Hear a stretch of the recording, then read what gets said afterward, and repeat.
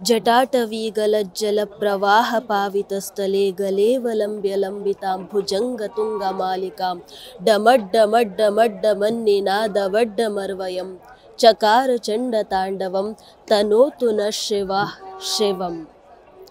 ಎಲ್ರಿಗೂ ನಮಸ್ಕಾರ. ಹರ ಹರ ಮಹಾದೇವ್. ನಾನು ನಿಮ್ಮ ಮುಮ್ತಾಜ್, ಪ್ರಯಾಗ್ರಾಜ್ ಮಹಾಕುಂಭ ಮೇಳದಿಂದ.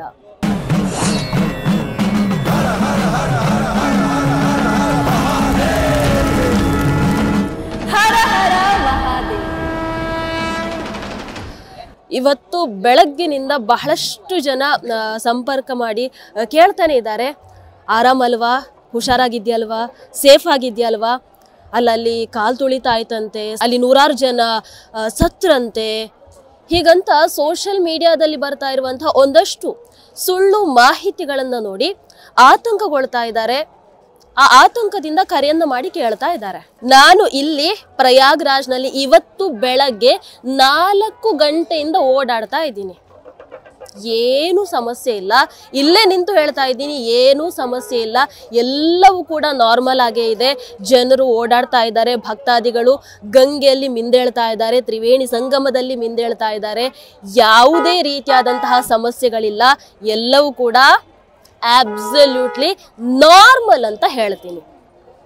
ಹಾಗಾದ್ರೆ ಏನಾಯ್ತು ನೋಡಿ, ನಾನು ನಿನ್ನೆನೆ ಹೇಳ್ತಾ ಇದ್ದೆ ನಿಮಗೆ, ನಾಳೆ ಅಮೃತ ಸ್ನಾನ ಇದೆ, ಭಕ್ತಾದಿಗಳು ಪ್ರವಾಹದ ರೀತಿಯಲ್ಲಿ ಬರ್ತಾ ಇದ್ದಾರೆ ಅಂತ. ಹೌದು, ನಿನ್ನೆಯಿಂದನೇ ಲಕ್ಷ ಭಕ್ತಾದಿಗಳು ಬರ್ತಾ ಇದ್ರು.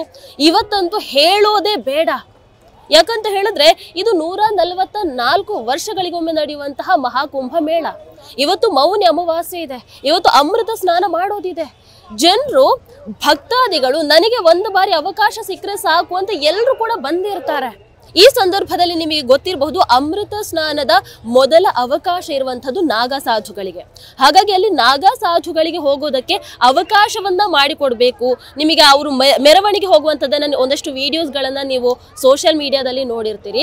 ಎಸ್, ಅವರ ಆ ಮೆರವಣಿಗೆಗೆ ಹೋಗೋದಕ್ಕೆ ಒಂದಷ್ಟು ಜಾಗವನ್ನ ಮಾಡಿಕೊಡ್ಬೇಕು, ಒಂದಷ್ಟು ಅನುವು ಮಾಡಿಕೊಡ್ಬೇಕು ಅನ್ನುವಂತಹ ನಿಟ್ಟಿನಲ್ಲಿ ಪೊಲೀಸರು ಭಕ್ತಾದಿಗಳನ್ನ ಬೇರೆ ಕಡೆಗೆ ಶಿಫ್ಟ್ ಮಾಡುವಂತಹ ಪ್ರಯತ್ನವನ್ನ ಮಾಡ್ತಾ ಇದ್ರು. ಅಂದ್ರೆ ಈ ಕಡೆಯಿಂದ ಬರ್ತಾ ಇರೋರನ್ನ ಒಂದ್ ಸ್ವಲ್ಪ ಆ ಕಡೆಯಿಂದ ಬನ್ನಿ ಅಂತ ತಿಳಿಸ್ತಾ ಇದ್ರು. ಆ ಸಂದರ್ಭದಲ್ಲಿ ಅಲ್ಲಿ ಏನೋ ಒಂದಷ್ಟು ಗೊಂದಲಗಳು ನಡೀತು. ಆ ಗೊಂದಲಗಳಿಂದ ಜನರು ಗಾಬರಿಯಿಂದ ಓಡೋದಕ್ಕೆ ಆರಂಭ ಮಾಡ್ತಾರೆ. ಆಗ ಏನಾಯ್ತು ಅಂತ ಹೇಳಿದ್ರೆ, ಹೆಚ್ಚಿನ ಭಕ್ತಾದಿಗಳು ಏನ್ ಮಾಡ್ತಾರೆ ಅಂತ ಹೇಳಿದ್ರೆ, ಇಲ್ಲಿಗೆ ಬರುವಾಗ ಪೂರ್ವ ತಯಾರಿಯನ್ನ ಮಾಡ್ಕೊಳ್ಳದೆ ಬಂದಿರ್ತಾರೆ. ಅಂದ್ರೆ ಪವಿತ್ರ ಸ್ನಾನವನ್ನ ಮಾಡೋದು, ಹೋಗೋದು. ಸೊ ಇಲ್ಲಿ ಬಂದು ಎಲ್ಲಿ ಜಾಗ ಇರುತ್ತೋ ಅಲ್ಲಿ ಉಳ್ಕೊಳ್ಳೋಣ ಅನ್ನುವಂಥ ಒಂದು ನಿಟ್ಟಿನಲ್ಲಿ ಬಂದಿರ್ತಾರೆ. ಹಾಗೆ ಬಂದಂಥ ಒಂದಷ್ಟು ಭಕ್ತಾದಿಗಳು ಅಲ್ಲಿ ಸ್ನಾನ ಘಟ್ಟಕ್ಕೆ ಹೋಗುವಂತ ಆ ಜಾಗದಲ್ಲಿ ಮಲ್ಕೊಂಡಿದ್ರು. ಇಲ್ಲಿ ಒಂದಷ್ಟು ಜನ ಗಾಬರಿಯಿಂದ ಓಡೋದಕ್ಕೆ ಆರಂಭ ಮಾಡಿದಾಗ ಇವರಿಗೂ ಗಾಬರಿ ಆಗತ್ತೆ. ನಿದ್ದೆಗಣ್ಣಲ್ಲಿದ್ರು, ಮಲ್ಕೊಂಡಲ್ಲಿಂದ ತಮ್ಮ ಬಟ್ಟೆ, ತಮ್ಮ ಬ್ಯಾಗ್ ಇವೆಲ್ಲವನ್ನ ಒಂದಷ್ಟು ಜನ ಹಿಡ್ಕೊಂಡ್ರು, ಒಂದಷ್ಟು ಜನ ಬಿಟ್ರು. ಹಾಗೆ ಎದ್ದು ಬಿದ್ದು ಓಡ್ತಾ ಇದ್ರು. ಆ ಸಂದರ್ಭದಲ್ಲಿ ಕಾಲ್ ತುಳಿತ ಆಯ್ತು. ಆ ಕಾಲ್ ತುಳಿತ ಆದಂತಹ ವೆರಿ ನೆಕ್ಸ್ಟ್ ಮಿನಿಟ್ ಅಲ್ಲಿ ಅಲ್ಲಿನ ಪೊಲೀಸರು ಮೈಕ್ ಬಳಸಿ ಏನು ವಾಸ್ತವ ಏನಿದೆ ಅನ್ನುವಂಥದ್ದನ್ನ ತಿಳಿಸುವಂತಹ ಪ್ರಯತ್ನವನ್ನ ಮಾಡಿದ್ರು. ಕೆಲವು ನಿಮಿಷಗಳಲ್ಲಿ ಆ ಪರಿಸ್ಥಿತಿಯನ್ನ ಹತೋಟಿಗೆ ತರುವಂತಹ ಕೆಲಸವನ್ನ ಮಾಡಿದ್ರು. वैभव कृष्णा बोल रहा हूँ, डीआईजी महाकुंभ। आप सभी स्नानार्थियों को मौनी अमावस्या पर्व की बहुत बहुत शुभकामनाएं। आप सभी को ये बताना है कि मौनी अमावस्या के स्नान का मुहूर्त 7:37 से शुरू हो रहा है। इसमें केवल 10 मिनट अब बचे हैं। आप सभी लोग अपने अपने स्थान से उठ के गंगा घाटों पे प्रस्थान करें और स्नान करके जल्दी स्नान करके अपने अपने गंतव्यों को प्रस्थान करें। आप अच्छे तरीके से जानते हैं, करोड़ों की संख्या में दर्शनार्थी आए हुए हैं, स्नानार्थी आए हुए हैं, जो कि मां गंगा मैया का स्नान करेंगे। आप लोगों को जल्दी स्नान करके उन्हें भी सकुशल स्नान का मौका देना चाहिए। इसीलिए आप घाटों पे रात को ना सोएं, स्नान करें और जल्दी निकलते रहे घाटों से। 1 ಗಂಟೆ ಕೂಡ ತಗೊಳ್ಳಿಲ್ಲ, ಕೆಲವು ನಿಮಿಷಗಳಲ್ಲಿ ಅಲ್ಲಿದ್ದಂತಹ ಪರಿಸ್ಥಿತಿಯನ್ನ ಸಂಪೂರ್ಣ ನಿಯಂತ್ರಣಕ್ಕೆ ತಂದ್ರು. ಅಂಡ್ ಈಗ ಎಲ್ಲವೂ ಕೂಡ ನಾರ್ಮಲ್ ಆಗಿದೆ, ಯಾವುದೇ ರೀತಿಯಾದಂತಹ ಸಮಸ್ಯೆಗಳು ಇಲ್ಲ. ಕಾಲ್ ತುಳಿತ ಆಗಬಾರ್ದಿತ್ತು, ದುರದೃಷ್ಟ ಆಯ್ತು.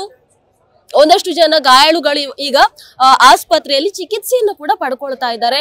ಮೋದಿಜಿ ಆಗಿರಬಹುದು, ಯೋಗಿಜಿ ಆಗಿರಬಹುದು, ಅಮಿತ್ ಶಾ ಜಿ ಆಗಿರಬಹುದು, ನಿರಂತರವಾಗಿ ಈ ವಿಚಾರವಾಗಿ ಸಂಪರ್ಕದಲ್ಲಿದ್ದಾರೆ, ನೋಡ್ಕೊಳ್ತಾ ಇದ್ದಾರೆ, ಏನ್ ಮಾಡ್ಬೇಕು ಎಲ್ಲವನ್ನ ಮಾಡ್ತಾ ಇದ್ದಾರೆ.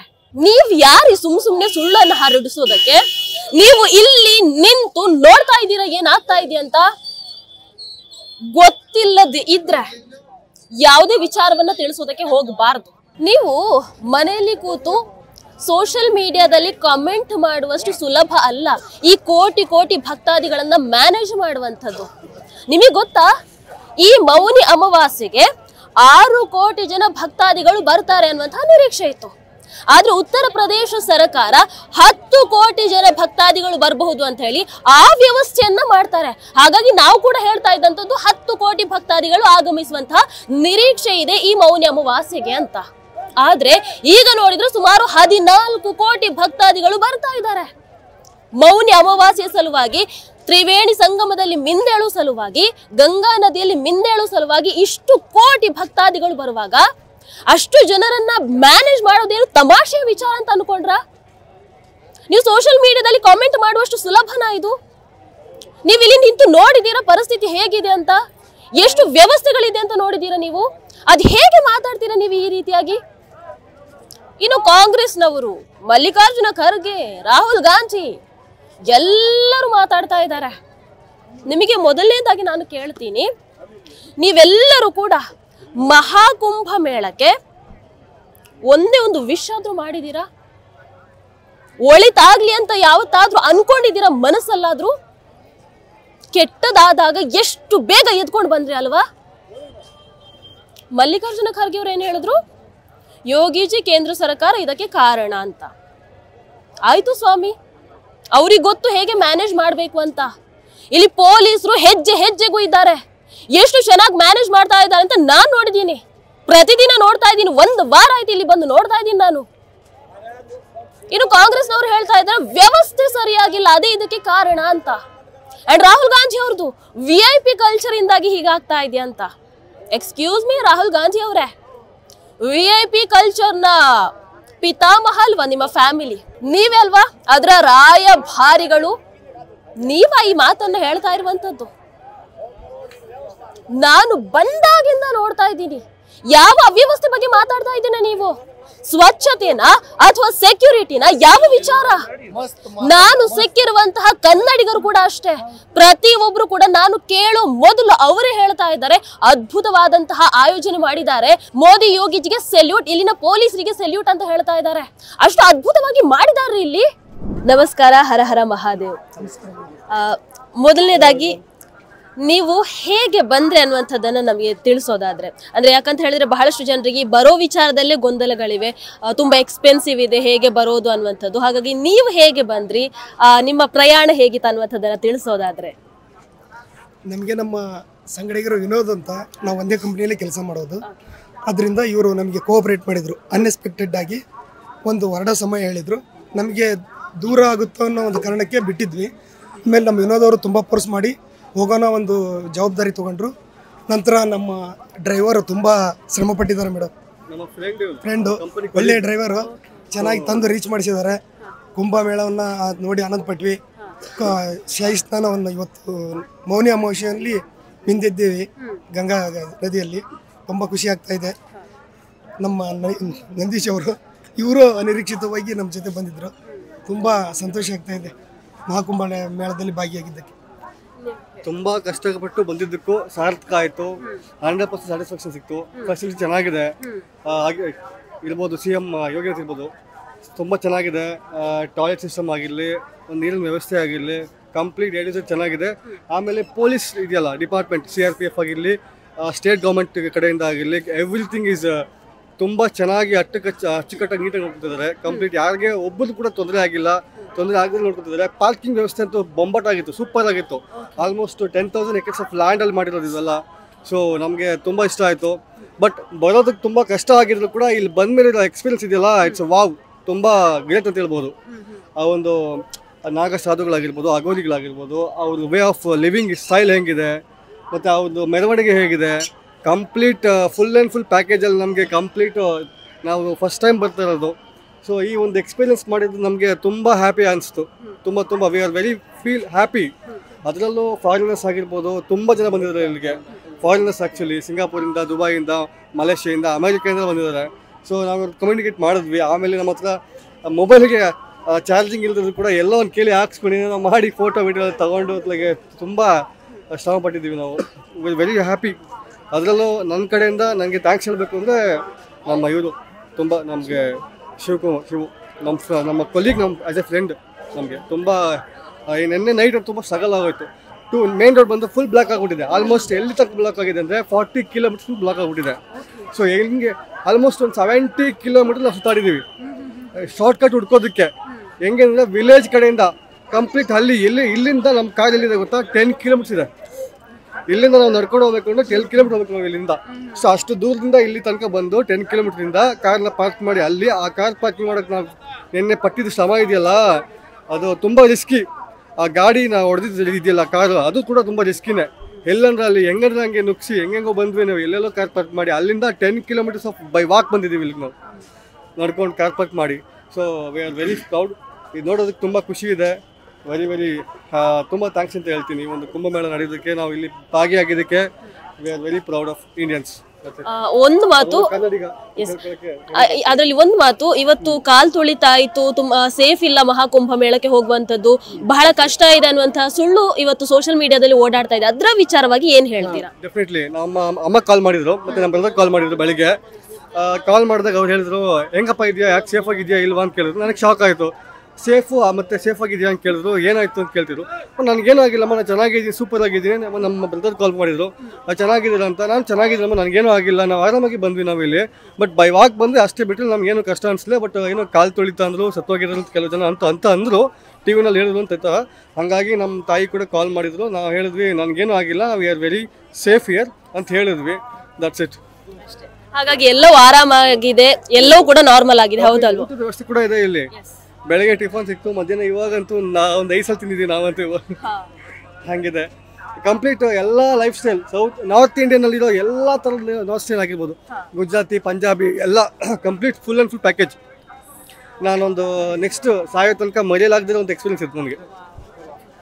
Thank you so much for being here. Thank you so much. Thank you ಧನ್ಯವಾದಗಳು. ಕೇಳಿದ್ರಲ್ವಾ, ನಮ್ಮನೆ ಊರಿಂದ ಬಂದಿರುವಂತಹ ನಮ್ಮ ಕನ್ನಡಿಗರು ಇಲ್ಲಿನ ವ್ಯವಸ್ಥೆ ಬಗ್ಗೆ ಏನ್ ಹೇಳ್ತಾ ಇದ್ದಾರೆ ಅಂತ. ಕಾಲ್ ತುಳಿತಾಗಿದೆ, ಬರೋದಕ್ಕೆ ಸೇಫ್ ಇಲ್ಲ, ಇಲ್ಲಿ ಬಹಳಷ್ಟು ಕಷ್ಟ ಇದೆ, ಹಾಗೆ ಹೀಗೆ ಏನೇನೋ ಸುಳ್ಳುಗಳನ್ನ ಹರಡಿಸ್ತಾ ಇದ್ದೀರಲ್ಲ ಸೋಷಿಯಲ್ ಮೀಡಿಯಾದಲ್ಲಿ. ದಯವಿಟ್ಟು ಇವರ ಮಾತುಗಳನ್ನ ಕೂಡ ಒಂದ್ ಸ್ವಲ್ಪ ಕಿವಿ ಕೊಟ್ಟು ಕೇಳಿ. ಅಂಡ್ ಯಾರು ಆ ಸುಳ್ಳು ಮಾಹಿತಿಗಳನ್ನ ಹರಡ್ತಾ ಇದ್ದಾರಲ್ಲ ಅವರಿಗೂ ಒಂದ್ ಸ್ವಲ್ಪ ಕಳಿಸ್ಕೊಡಿ. ಸುಳ್ಳು ಮಾಹಿತಿಯನ್ನ ಹರಡೋ ಮೊದಲು ಸತ್ಯ ಏನಿದೆ, ವಾಸ್ತವ ಏನಿದೆ ಅನ್ನುವಂಥದ್ದನ್ನ ದಯವಿಟ್ಟು ಅರ್ಥ ಮಾಡ್ಕೊಳ್ಳುವಂತಹ ಪ್ರಯತ್ನವನ್ನ ಮಾಡಿ. ಮಹಾಕುಂಭ ಮೇಳದ ವಿಚಾರವಾಗಿ ಏನಾದ್ರೂ ಒಂದು ಅಹಿತಕರ ಘಟನೆ ಅಥವಾ ಒಂದು ಬೇಜಾರಿನ ವಿಚಾರ ಏನಾದ್ರೂ ಸಿಗುತ್ತಾ ಅಂತ ಕಾಯ್ತಾ ಕೂತಿದ್ದಂಥವರಿಗೆ ಒಂದು ಬಾರಿ ಖುಷಿ ಆಗಿರಬಹುದು, ಆದ್ರೆ ಈಗ ನಿರಾಸೆ ಆಗಿರಬಹುದು ಅಲ್ವಾ? ನಾನು ಒಂದು ಮಾತು ಹೇಳ್ತೀನಿ, ಇಲ್ಲಿ ಪೊಲೀಸರಾಗಿರಬಹುದು, ಉತ್ತರ ಪ್ರದೇಶ ಸರ್ಕಾರ ಆಗಿರಬಹುದು, ಈ ವಿಚಾರದಲ್ಲಿ ಎಷ್ಟು ಮುತುವರ್ಜಿಯನ್ನ ವಹಿಸಿಕೊಂಡು ಎಲ್ಲವನ್ನ ಅಚ್ಚುಕಟ್ಟಾಗಿ ನೋಡ್ಕೊಳ್ತಾ ಇದೆಯೋ ಅಷ್ಟೇ ಮುತುವರ್ಜಿಯನ್ನ ವಹಿಸಿ, ಅಷ್ಟೇ ಸಪೋರ್ಟಿವ್ ಆಗಿ ಇಲ್ಲಿಗೆ ಬರ್ತಾ ಇರುವಂತಹ ಭಕ್ತಾದಿಗಳು ಕೂಡ ಇದ್ದಾರೆ. ಕೋಟಿ ಕೋಟಿ ಭಕ್ತರು ಬರ್ತಾರೆ ಅಂತ ಹೇಳಿದ್ರೆ ಅದು ತಮಾಷೆ ವಿಚಾರ ಅಲ್ಲ ಅಲ್ವಾ? ಇತಿಹಾಸದಲ್ಲೇ ಮೊಟ್ಟ ಮೊದಲ ಬಾರಿಗೆ ಈ ರೀತಿಯಾದಂತಹ ಒಂದು ಸ್ಪಿರಿಚುವಲ್ ಗ್ಯಾದರಿಂಗ್ ಆಗಿದೆ. ಹೆಮ್ಮೆ ಪಡ್ಬೇಕು ರೀ ನೀವೆಲ್ರು. ನಮ್ಮ ಭಾರತದಲ್ಲಿ ನಡೀತಾ ಇದೆ, ಬೇರೆ ಎಲ್ಲೂ ಅಲ್ಲ. ವಿದೇಶಿಯರು ಇವತ್ತು ನಮ್ಮ ಕಡೆ ತಿರುಗಿ ನೋಡ್ತಾ ಇದ್ದಾರೆ. ಯಾಕೆ ವಿದೇಶಿಯರು, ಇಸ್ಲಾಮಿಕ್ ಕಂಟ್ರಿಗಳು ಸಮೇತ ಈ ಭಾರತದಲ್ಲಿ ಅದೇನ್ ನಡೀತಾ ಇದೆಯಪ್ಪ, ಅದೇನಪ್ಪ ಆ ಮಹಾಕುಂಭ ಮೇಳ ಅಂತ ಸೋಷಿಯಲ್ ಮೀಡಿಯಾದಲ್ಲಿ ಹುಡುಕ್ತಾ ಇದ್ದಾರೆ, ಗೂಗಲ್ ಅಲ್ಲಿ ಸರ್ಚ್ ಮಾಡ್ತಾ ಇದ್ದಾರೆ, ಅಷ್ಟು ಇಂಟ್ರೆಸ್ಟೆಡ್ ಆಗಿದ್ದಾರೆ. ಇದಲ್ವಾ ನಮ್ಮ ನೆಲದ ತಾಕತ್ತು ಅಂತ ಹೇಳಿದ್ರೆ, ಇದಲ್ವಾ ಸನಾತನ ಧರ್ಮದ ಶ್ರೇಷ್ಠತೆ ಅಂತ ಹೇಳಿದ್ರೆ, ನಮಗೆ ನಮ್ಮ ಸಂಸ್ಕೃತಿ ಆಚಾರ ವಿಚಾರದ ಬಗ್ಗೆ ಗೌರವ ಇಲ್ಲ ಅಂತ ಹೇಳಿದ್ರೆ ಇನ್ನೇನು ಮಾಡೋದಕ್ಕೆ ಸಾಧ್ಯ? ಮತ್ತೊಮ್ಮೆ ಹೇಳ್ತಾ ಇದ್ದೀನಿ, ಮಹಾಕುಂಭ ಮೇಳದಲ್ಲಿ ಎಲ್ಲವೂ ಕೂಡ ಅತ್ಯದ್ಭುತವಾಗಿದೆ, ಅಚ್ಚುಕಟ್ಟಾಗಿದೆ ವ್ಯವಸ್ಥೆಗಳು. ಇಲ್ಲಿನ ಪೊಲೀಸರಿಗೆ ಮತ್ತೊಮ್ಮೆ, ಅದೇ ರೀತಿ ಯೋಗೀಜಿ ಸರ್ಕಾರಕ್ಕೆ ಇಲ್ಲಿಂದನೇ ಹ್ಯಾಟ್ಸ್ ಆಫ್ ಅನ್ನ ಹೇಳ್ತಾ, ಯಾವುದೇ ಸುಳ್ಳುಗಳಿಗೆ ಕಿವಿಗೊಡಬೇಡಿ. ಅದ್ಭುತವಾಗಿದೆ. ದಯವಿಟ್ಟು ಬನ್ನಿ. 144 ವರ್ಷಗಳಿಗೊಮ್ಮೆ ನಡೆಯುವಂಥದ್ದು, ಮಿಸ್ ಮಾಡ್ಕೊಳ್ಬೇಡಿ. ಹರ ಹರ ಮಹಾದೇವ್. ಟಿವಿ ವಿಕ್ರಮ, ದೇಶ ನಿಮ್ಮ ಕೈಯಲ್ಲಿ. ಈ ಕಾರ್ಯಕ್ರಮ ನಿಮಗೆ ಇಷ್ಟ ಆಗಿದ್ದಲ್ಲಿ ಲೈಕ್, ಶೇರ್ ಹಾಗೂ ಕಮೆಂಟ್ ಮಾಡಿ. ಟಿವಿ ವಿಕ್ರಮದ ಕಾರ್ಯಕ್ರಮಗಳನ್ನು ನಿರಂತರವಾಗಿ ವೀಕ್ಷಿಸಲು ಸಬ್ಸ್ಕ್ರೈಬ್ ಮಾಡಿ, ಬೆಲ್ ಐಕನ್ ಒತ್ತಿ.